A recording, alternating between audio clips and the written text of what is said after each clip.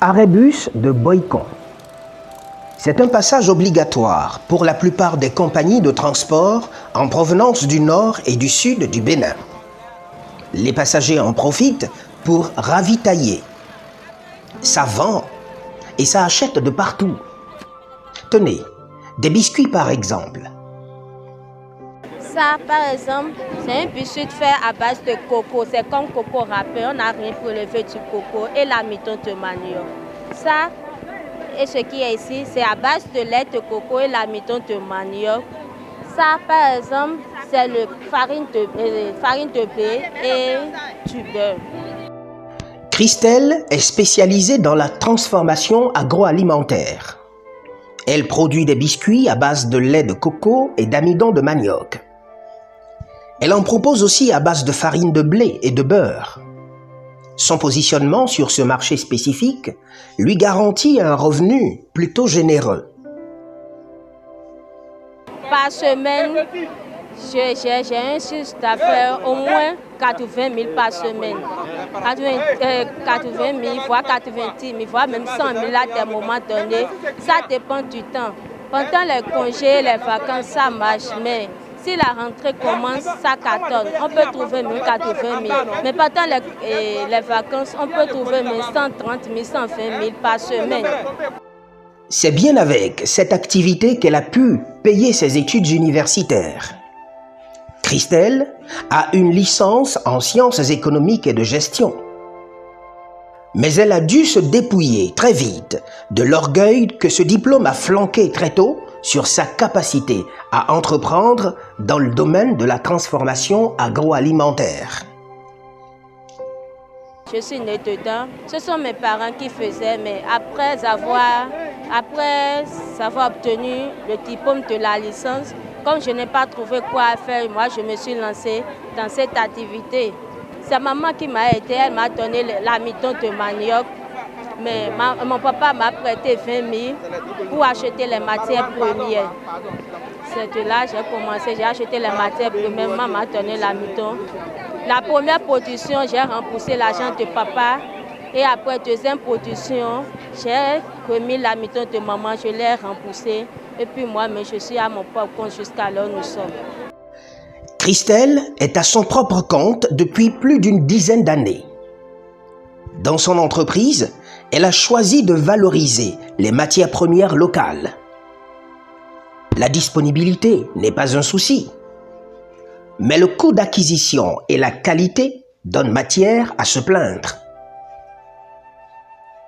Pour acheter le coco, par exemple, des fois tu vas au marché, la vendeuse de coco dit c'est cher, parce qu'en ces derniers temps, le coco est cher. On achète la quarantaine à 10 000 francs. Des fois, on t'envoie l'amidon et que tu vois que ce n'est pas blanc, que c'est ça la couleur jaune, ou bien ça se noisit. Je prends l'amidon là, je mets ça dans l'eau, je traite encore l'amidon qui est un peu noir ou bien qui a un peu de sable, je mets tout dans l'amidon dans l'eau et que je mélange, je traite ça encore, je mets ça sous le soleil, ça se sèche. Pour produire ces biscuits, le moindre détail mobilise toute son attention. Pour les distribuer aussi, Christelle se démarque.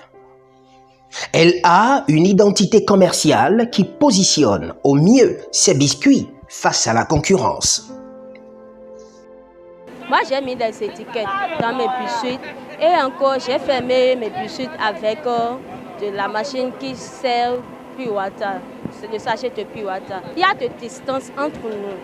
Si quelqu'un reste ici, l'autre prend au moins 5 heures, comment je vais dire même, en 3 un peu d'écart. Donc, nous ne sommes pas trop proches. Et j'ai encore mes clients. Si mes clients viennent, ils demandent, mais s'ils ne connaissent pas mon nom, ils disent, je fais les biscuits là où il y a papier dedans, les étiquettes, c'est ça que je veux. Et les gens m'appellent. Ou soit on dit, je fais les biscuits Chris Linda, et les gens m'appellent. De l'achat des matières premières à la commercialisation en passant par la production, Christelle est au four et au moulin.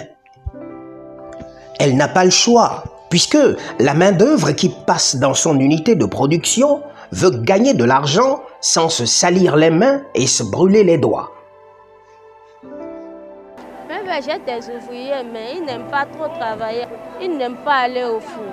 Que le four, ça rend malade, le feu rend malade, ils n'aiment pas aller au four. Or, je les paie 1500 par jour et ils mangent encore. Moi, je me lève à 4 h du matin, je produis et je fais au four en même temps. Je finis, je fais 2 heures de production, de découpage, je fais au four, j'enfourne mes choses, je mets ça dans le sac, je les emballe. Même si la main-d'œuvre se fait désirer, Christelle reste fidèle à sa passion pour les biscuits. À travers cet héritage familial, elle voit l'opportunité pour la jeunesse de se sauver du chômage. Vraiment, c'est une activité qu'on peut recommander à la jeunesse parce que maman, c'est ça, elle l'a fait, mais elle n'a pas pu innover. Mais pourtant, elle a payé des terrains, elle a construit partout. Pourquoi pas moi? Moi, bien vrai, je ne peux pas dire. Ce n'est pas que je suis en train de faire des choses. J'ai des terrains, mais je n'ai pas encore construit. Commencez par chercher de l'argent. Mais si c'est 5 000, vous pouvez commencer par faire quelque chose. Jusque-là, Christelle a investi sur fonds propres. Sa position sur le crédit est tranchée. À cause du cycle de son activité, elle soupire plutôt après une subvention. Mais en attendant que la chance lui sourie, la jeune femme fait du mieux qu'elle peut pour partager ses connaissances à travers plusieurs formations. Sa cible, de jeunes femmes comme elle.